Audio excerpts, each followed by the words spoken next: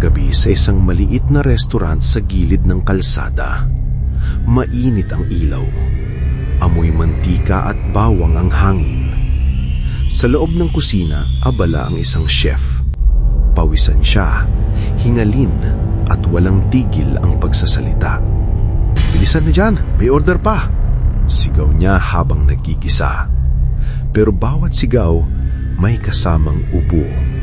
Malalim, basag, ubo, plema. Hindi niya napapansin na sa bawat pag-ubo may tumatalsik na laway. Diretso sa kawan, diretso sa pagkain. Wala siyang pakialam. Sanay na siya. Pagod na siya. Tinapos niya ang luto, inayos ang plato, at ipinasa sa waiter.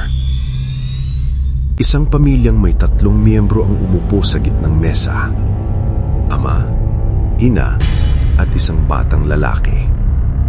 Masaya sila, nagkukwentuhan, naghahati ng pagkain. "Ang sarap," sabi ng ina. "Sulit ang bayad," sabi ng ama. Kumakain sila ng masaya, hanggang sa ubo. Una ang ama, mahina lang, parang nabilaukan. Sumunod ang ina, mas malakas. Ang bata, napatingin. "Ma?" Biglang sabay-sabay ang ubo nila, paulit-ulit, parang may bumabara sa lalamunan. Namumula ang mukha, namumutla ang balat, at sa isang iglap, bumagsak sila sa sahig. Tahimik ang restaurant. Napatigil ang lahat. May nabasag na baso. "Tumawag ng ambulansya!" sigaw ng isang customer. Ilang segundo ang lumipas. Walang galaw ang pamilya. Tapos, biglang gumalaw ang ama. Bumangon siya ng mabagal, pero mali ang galaw. Pilay, hindi normal. Nakita ng lahat ang kanyang mga mata. Puting-puti ang pupil. Walang buhay. Sumunod ang ina. Ganon din ang mga mata. Ang bata, tumayo rin. Isang babae ang lumapit. "Sir, okay lang po ba yan?" Crunch! Kinagat ang leeg niya. Sumirit ang dugo. Sigawan, takbuhan, kagulo. Ang kinagat, umubo, nanginginig, at bumangon din. 1, 2, 3. Nagkakagatan na ang mga tao, parang mga hayop, parang mga patay na buhay. Sa gilid ng restaurant, nakatayo ang isang waiter. Nanginginig, pawis na pawis. "Zombie!" bulong niya. Mahilig siyang manood ng zombie movies. Alam niya ang itsura, alam niya ang galaw. Hindi pwede. Ang asawa ko, ang anak ko. Hindi siya nagdalawang isip. Tumakbo siya palabas. Sa labas, kaguluhan na rin. May mga taong tumatakbo, may mga sumisigaw, may mga kumakagat. Umiwas siya, sumiksik sa mga iskinita, nadapa, tumayo ulit. May humabol, isang babaeng duguan, bukas ang panga. Tinulak niya, tumakbo ulit. Pagdating niya sa kanilang kalsada, tumahimik ang mundo. Sirang bintana, bukas ang pinto, may dugo sa pader. "No!" sabi niyang mahina. Pumasok siya, basag ang mesa, may bakas ng paa. Tahimik, masyadong tahimik. Nanghina ang tuhod niya. Patay na sila, bulong niya. Narinig niya ang ungol sa likod niya. Paparating ang mga zombie. Napaluha siya. "Ayoko na!" Pumikit siya, handang tanggapin ang dulo. Pero, "Papa!" Mahina pero malinaw. Nagmulat siya. "Anak! Papa! Dito kami! Bilis!" Tumingala siya sa atik. Umakyat siya sa hagdan. May humawak sa paa niya. Tinulak niya, itinulak, isinara ang pinto. Sa atik, naroon ang asawa niya. Yakap ang anak nila. Umiiyak. Yinakap niya sila ng mahigpit. Buhay sila. Ligtas. Sa ngayon, sa labas, naririnig ang kalampag. Ungol. Galit. Huminga siya ng malalim. Tumingin sa pamilya niya. Hindi tayo susuko, sabi niya. Kailangan nating mabuhay. Sa labas, patuloy ang dilim at ang gutom ng mga patay. Isang linggo na ang lumipas. Isang linggo ng katahimikan. Isang linggo ng takot. Sa loob ng atik, halos hindi na gumagalaw ang oras. Si Marco, ang ama, ay nakaupo malapit sa maliit na bintana. Mula roon, tanaw niya ang sirang kalsada, mga abandonadong sasakyan, mga bakas ng dugo. Paminsan-minsan, may dumadaan na anino, mabagal, paika-ika, mga patay na hindi na marunong mamatay. Sa likod niya, yakap ni Lena ang kanyang asawa, ang kanilang anak na si Ellie. Payat na ang bata, nanghihina. Isang lata na lang ang sardinas ang natitira, 2 pirasong biskwit, at kalahating bote ng tubig. Wala nang bukas kung hindi gagalaw si Marco. Marco, mahinang sabi ni Lena. Hindi nakakayanin ni Ellie. Tumingin si Marco sa anak niya. Namumutla. Bitak-bitak ang labi. Babalik ako, sabi niya. Kukuha ko ng pagkain. Napatayo si Lena. Huwag, delikado. Mas delikado kung maghihintay tayo. Tahimik si Ellie, pero mahigpit ang hawak niya sa damit ng ama niya. Papa, babalik ka. Lumuhod si Marco. Hinding-hindi kita iiwan. Dahan-dahan siyang bumaba mula sa atik. Bitbit ang isang lumang backpack at isang patalim sa kusina. Tahimik ang bahay. Bawat hakbang, pinipigilan ang hinina. Pagbukas ng pinto, humampas ang amoy ng nabubulok na laman at dugo. Naglakad siya palayo sa bahay. Dumidikit sa pader. Umiilag sa liwanag. May convenience store 2 kanto lang ang layo. Kung swerte, baka may nakira pa. Sa bawat hakbang, may naririnig siyang ungol. May mga paa na kinaladkad sa semento. Isang zombie ang dumaan sa harap niya. Wala nang kalahati ang mukha nito. Huminto si Marco. Hindi huminga.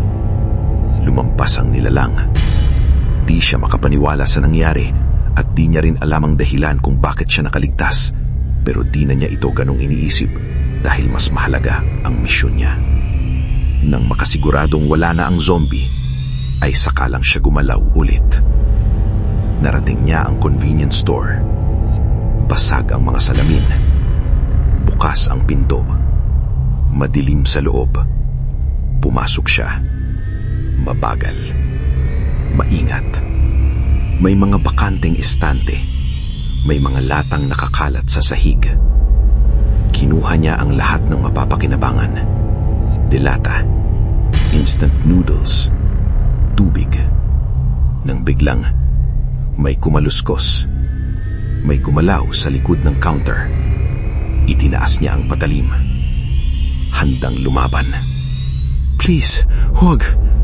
Boses ng babae. Isang dalaga ang lumabas. Payat. Madungis. May sugat sa braso. Hindi ako zombie. 1 linggo na akong nagtatago dito. Nag-freeze si Marco.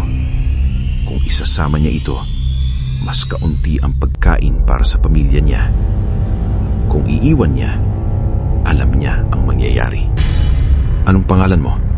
Tanong niya. Maya, sagot ng babae. Mag-isa na lang ako. Napapitit si Marco. Naalala niya si Lena. Naalala niya si Ellie. Kung sila ang malalagay sa sitwasyong ito, sana may tumulong din sa kanila. Sumama ka, sabi niya kay Maya. pero tahimik. Naluha si Maya. Oo. Paglabas nila ng store, mas marami na ang zombie sa daan. Parang may naaamoy. Dumaan sila sa likod ng mga sasakyan. Yumuko. Gumapang. May isang zombie na biglang lumingon. Ungol. Tumakbo sila. Sumabit si Maya. Nadapa. May zombie na papalapit. Sinaksak ni Marco ang ulo nito. 1 beses, 2 beses. Nagkalat ang dugo sa mukha niya. Hingal. Takot. Bilis! Sigaw niya. Halos tanaw na ang bahay. Pero may grupo ng zombie sa tapat. Parang naghihintay. Pumasok sila sa katabing bahay. Umakyat sa 2nd palapag. May umakyat na zombie sa hagdan. Isinara ni Marco ang pinto. Tinulak ang kabinet. Umuuga ang pinto. Palakas ng palakas. May nakita siyang bintana. Tumalong siya palabas. Sumunod si Maya. Gumulong sila sa damuhan. Masakit. Pero buhay. Sa wakas, narating nila ang bahay. Umakyat sila sa atik. Isinara ang pinto. Yakap ni Lena si Marco. Napaluha nang makita ang pagkain. Napatingin si Maya. Sino siya? Kasama na natin, sagot ni Marco. Tahimik ang atik. Pero alam nilang hindi ito magtatagal. Sa labas, patuloy ang ungol ng mga gutom na nilalang. At sa loob, mas dumarami ang bibig na kailangang pakainin. Gaano kaya ito magtatagal? Tama kaya ang naging desisyon ni Marco sa pagkupkop kay Maya? Lumipas ang ilang araw. Naging mga linggo.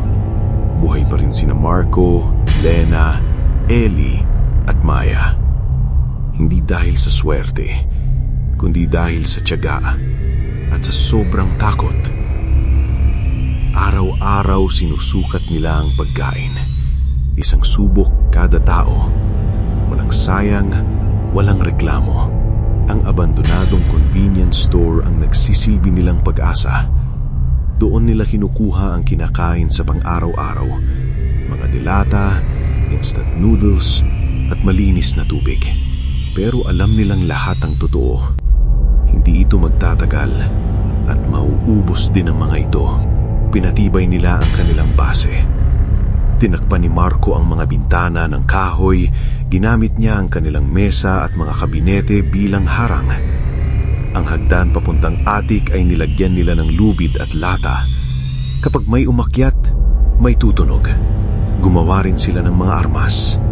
1 mahabang patpat na may nakabaong kutsilyo sa dulo. 1 martilyo na binalutan ng tela para hindi madulas hawakan. At 1 lumang screwdriver na ginawang panaksak. Hindi ito perpekto, pero sapat para mabuhay at lumaban. Sina Marco at Maya ang lumalabas para kumuha ng supply. Sanay na sila, tahimik, mabilis. Si Lena at Ellie naman ang naiiwan, nagbabantay, nagdarasal. Pero isang umaga, nagsalita si Lena. Ako ang sasama ngayon, sabi niya. Napatingin si Marco. Hindi pwede, si Ellie, kaya ko, putol niya. Napatingin si Marco kay Maya. Tahimik lang ito, parang naiintindihan. Ayaw ni Lena na marinig ni Maya ang sasabihin niya. At kahit alanganin, pumayag si Marco. Naglakad silang dalawa sa sirang kalsada. Magkatabi, tahimik. May mga zombie sa malayo at tanaw sa anino ng mga ito kung gaano ka sila kadami. Biglang may sumulpot sa likod ng isang sasakyan. 1 zombie na wala ng braso. Sinaksak ni Marco ang ulo nito gamit ang dala niyang screwdriver at agad itong bumagsak. Pero may sumunod. 2. Nang makita ito ay napaatras si Lena pero hindi tumakbo. Tinuhog niya ang isa gamit ang patpat na may kutsilyo. Nanginginig ang kamay niya. Pero tumama. Bilis, sabi ni Marco. At nagpatuloy na sila sa pagtakbo habang humahabol naman ang isa pang zombie. Nang makalayo na sa humahabol sa kanilang zombie, ay medyo binagalan na nila ang pagtakbo. Pagdating sa isang eskinita, huminto si Lena. "Marco," sabi niya, "mali ang desisyon mo." Napatingin siya. "Alin?" "Isama si Maya." Nanahimik si Marco. "Mas marami na tayo," dugtong ni Lena. "Mas mabilis maubos ang pagkain. Mas delikado para kay Ellie." Humigpit ang panga ni Marco. "Hindi ko kayang iwan siya. Kung iniwan ko siya, patay na siya ngayon. At paano kung tayo naman ang mamatay?" Balik ni Lena. Saglit na katahimikan. "Pamilya ko ang uunahin ko," mariing sabi ni Lena. "Ginagawa ko rin yun," sagot ni Marco. Muli silang tumahimik na dalawa, pero halata ang galit at sama ng loob sa isa't isa. Sa pagbalik nila, mas mahirap ang dinaanan nila.